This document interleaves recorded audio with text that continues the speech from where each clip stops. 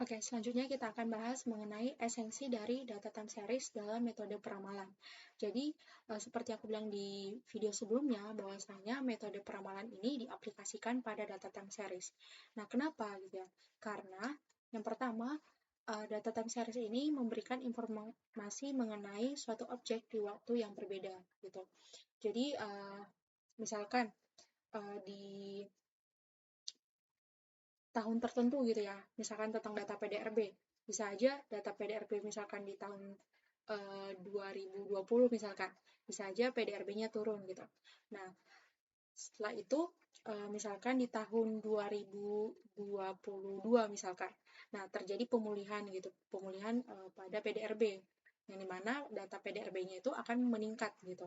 Nah, gitu. Jadi, teman-teman bisa mendapatkan informasi terkait dengan uh, time series gitu yang ada dalam data tersebut gitu. Terus yang kedua, memberikan perbandingan dampak terhadap suatu objek terkait dengan adanya suatu fenomena. Nah, seperti aku bilang tadi, nah misalkan dari tahun 2020 dan juga tahun 2022. Nah, nanti teman-teman bisa bandingin nih, oh di tahun 2020 kenapa sih turun gitu PDRB-nya? Nah, kalau di tahun 2022 kenapa sih bisa uh, naik gitu atau kembali pulih gitu ya. Nah, misalkan kalian ambil fenomenanya terkait dengan COVID-19. Nah, gitu. Misalkan di tahun 2020 misalkan PDRB-nya turun karena adanya dampak dari COVID-19 gitu. Nah, gitu. Nah, terus nanti kalian kaitkan lagi, kenapa sih tahun 2022 itu kembali naik gitu atau kembali pulih gitu ya. Nah, misalkan gitu. Nah, dari fenomena tersebut kalian bisa cari tahu gitu informasinya dan kalian bisa bandingkan terkait dengan fakta yang ada gitu di suatu wilayah. Terus yang ketiga memungkinkan untuk melakukan peramalan atau forecasting di masa yang akan datang. Nah, ini penting banget sih. Misalkan kalau kalian nemuin pola-pola tertentu gitu ya di misalkan di waktu tertentu gitu. Nah, kalian akan memprediksikan apakah di waktu tertentu di tahun depan itu sama nggak gitu prediksinya gitu. Nah, biasanya itu untuk melakukan peramalan itu dapat dilihat dari pola yang ada gitu. Misalkan uh, kenaikan harga gitu kan. Kenaikan harga barang misalkan di hari-hari libur gitu. Misalkan di libur puasa gitu ya, atau libur lebaran, atau libur hari Natal gitu kan. Nah, jadi ada pola musimannya gitu loh. Nah, gitu. Jadi kalian bisa meramalkan, oh, nanti kalau di tahun depan, misalkan di hari raya gitu kan. Nah, nanti harganya ya bakal naik gitu. Nah, gitu ya. Terus yang keempat, dapat menentukan kebijakan atau keputusan dari ramalan yang diperoleh. Jadi, uh, ya seperti aku bilang tadi, kalau misalkan harganya naik, nah kalian bisa mutusin nih, kalian itu nanti beli barangnya itu sebulan sebelumnya gitu. Jadi misalkan kalau kalian beli barang sebulan sebelumnya ya pasti lebih hemat gitu kan, contohnya gitu. Atau kalau berkaitan dengan kebijakan ya berarti nanti misalkan dari PDRB gitu ya atau pertumbuhan ekonomi misalkan gitu. Kalau pertumbuhan ekonominya turun, nah kebijakan apa yang akan dilakukan oleh pemerintah? Nah gitu. Nah gitu juga kalau misalkan pertumbuhan ekonominya naik gitu. Nah, kebijakan apa yang dilakukan oleh pemerintah untuk mempertahankan pertumbuhan ekonomi di suatu wilayah gitu atau di Indonesia. Nah, gitu ya. Nah, itulah uh, pentingnya gitu untuk menggunakan data time series dalam metode peramalan ini.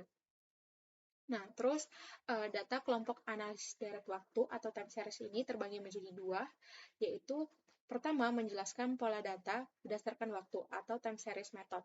Nah, ini ibaratnya kayak tadi lah, yang PDRB tadi atau pertemuan ekonomi gitu. Nah, di mana ya variabelnya itu satu gitu, satu variabel gitu, misalkan PDRB gitu.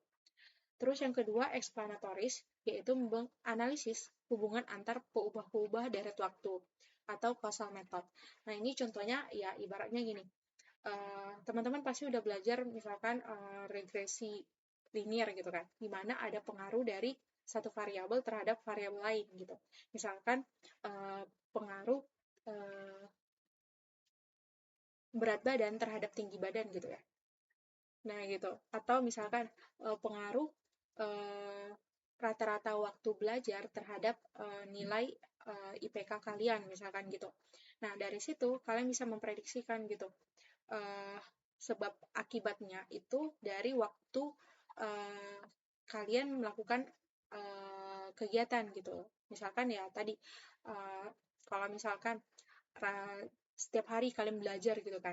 Nah, kalian bisa cek tuh misalkan di hari Senin gitu kan, kalian belajarnya itu 1 jam. Nah, berarti kan kecil ya.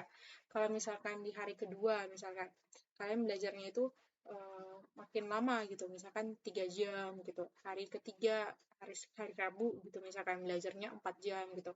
Terus hari yang keempat bisa aja turun nih, turun gitu kan. Eh, turun apa namanya waktu belajar kalian gitu. Nah, terus kalian kalian kaitkan gitu dengan nilai kalian gitu. Misalkan jangan IPK deh, misalkan nilai tugas kalian gitu. Oh, kalau misalkan aku lama belajar nih, nilai tugas aku bakal naik gitu. Tapi kalau misalkan aku uh, sedikit banget waktu untuk belajar, berarti nilai aku bisa berpengaruh gitu. Nah, gitu. Jadi kalian bisa kaitkan gitu pengaruh antara variabel A terhadap variabel B gitu, berdasarkan runtun waktu tertentu gitu. Oke, itu dulu penjelasan mengenai data time series.